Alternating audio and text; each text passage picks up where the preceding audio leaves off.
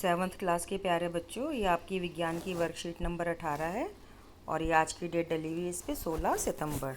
ठीक है बेटा, पादपों में पोषण तो हम पढ़ते ही आ रहे थे, है ना। पादपों में हमने पढ़ा था जो पौधे का हरा भाग होता है उसमें क्लोरोफिल होता है।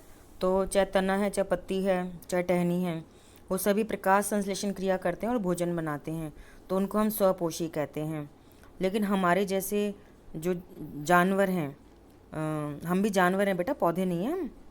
तो कुत्ता बिल्ली है, कोई भी जानवर है तो वो पौधों से ही भोजन खाता है ना। हिरन घास चरता है, गाय भैंस घास चरती हैं। हम फल फल खाते हैं, पौधों से मिलने वाली सब्जियां खाते हैं। ठीक है।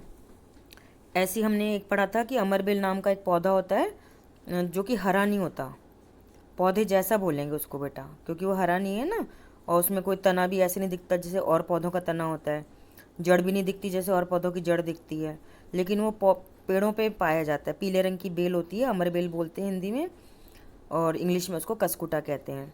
तो आपने जब पार्क जाते हो तो आपने देखा होगा पेड़ों के ऊपर, और वो पेड़ों को सुखा देती है, तो वो परजीवी कहलाती है बेटा। जैसे आपके सिर में जूं रहती है ना, वो भी परजीवी होती है क्योंकि आपका खून पीती है ना। ऐसे ही कुछ ऐसे पौधे जैसे होते हैं जिनमें आपको जड़ जैसी रचना दिखाई देगी, तने जैसी रचना दिखाई देगी, पर वो जड़ नहीं है, वो तना नहीं है। उनको हम मशरूम यानी खुम्बी कहते हैं, और विज्ञान में उनका नाम कवक होता है।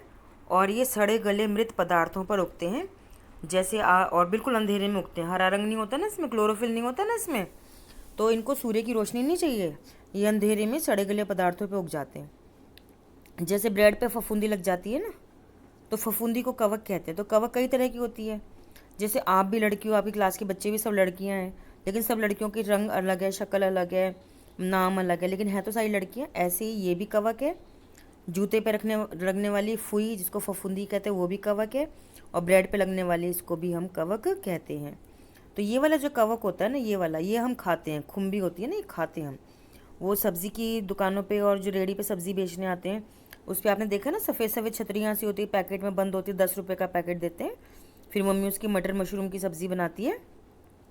तो मशरूम को ही बेटा कवक कहते हैं, क्योंकि वो सड़े गले मृत पदार्थों पर जिंदा रहते हैं। तो जैव पदार्थ इसलिए बोलते हैं क्योंकि सड़े गले कौन से पदार्थ होंगे, या तो पौधा का पत्ते होंगे, तना होगा, या बचा हुआ भोजन होगा, या गाय भैंस का गोबर होगा, इसलिए इनको हम मृतजीवी कहते हैं। तो स्वपोषी परपोषी हो गए और विषमपोषी हो गए, और उसी में विषमपोषी परपोषी में ही आपका मृतजीवी आ जाता है बेटा। ठीक है। तो आगे पढ़ेंगे कि कुछ जीवों में प्राणियों के समान मुख नहीं होते, यानी कुछ जीव ऐसे होते हैं जिसमें हमारी तरह से मुंह नहीं होता। वे हरे पादपों के समान भी नहीं होते क्योंकि इनमें क्लोरोफिल अनुपस्थित होता है। मतलब हरे पौधों जैसे नहीं है, क्लोरोफिल नहीं होता, जड़ नहीं होता, तना भी नहीं होता, इसलिए प्रकाश संश्लेषण द्वारा भोजन का निर्माण नहीं करते। तो जीवन यापन के लिए क्या करते हैं, तो पोषक पदार्थ कहाँ से लेते हैं, तो ये किसी मरे हुए उस पर उग जाते हैं। जैसे आप एक काम कर सकते हो, ब्रेड तो आटे से बनती है, आटा गेहूं से बनता है। जब गेहूं का बीज पौधे से अलग हो गया तो मृत हो गया ना वो, तो उस आटे से ब्रेड बनती है। ब्रेड मृत है, तो ब्रेड को आप रख दो एक थैली में डाल के, उसको हल्का सा गीला करके बंद करके रख दो, क्योंकि हवा में ये जो कवक होता है, इसके जो ये कवक होता है, इसके बीज होते हैं। बीज नहीं बोलेंगे बेटा, बीजाणु बोलेंगे, क्योंकि ये पौधा तो नहीं है ना, पौधे जैसा लगता है हमें, है नहीं। तो बीज तो पौधे में उगता है ना, फल होता है जहाँ फूल होता है, इसमें तो कुछ नहीं होता, तो बीजाणु बोलते हैं। वो हवा में होते हैं, जैसे उनको ब्रेड में खाना और पानी मिलेगा वो उग जाएंगे और अपनी संख्या बढ़ाएंगे। तो ब्रेड क्योंकि किसकी बनी हुई है ब्रेड, आटे की, तो ये जैविक पदार्थ है। तो ये जीव किसी मृत एवं जैविक पदार्थ से पोषक प्राप्त करते हैं, उदाहरण के लिए छत्रक एवं ईस्ट। तो बेटा जो छत्रक होता है ना, उसको बोलते हैं, ये जो होता है ना छत्रक, मशरूम, और ईस्ट वो होता है जो खमीर होता है जिससे हम ब्रेड बनाते हैं। ठीक है। तो यहाँ पे उपयोगी कवक के नाम हम लिख देंगे छत्रक, और यहाँ लिख देंगे ईस्ट। ठीक है। अब वो हमसे क्या पूछ रहा है, वो हमसे पूछ रहा है कि कुछ ऐसे तरीके लिखे जिससे ये पता चलता है कि कवक हमारे लिए हानिकारक है। देखो, उसने हमारे जूते ख़राब कर दिए, हमारी ब्रेड ख़राब कर दी, यही लिखना बस, कि चमड़े से बने जूते ख़राब कर देता है, क्योंकि देखो ये चमड़े वाले जूते हैं बेटा, कपड़े वाले नहीं हैं। वैसे तो बरसातों में कपड़े वाले जूते भी ख़राब हो जाते हैं।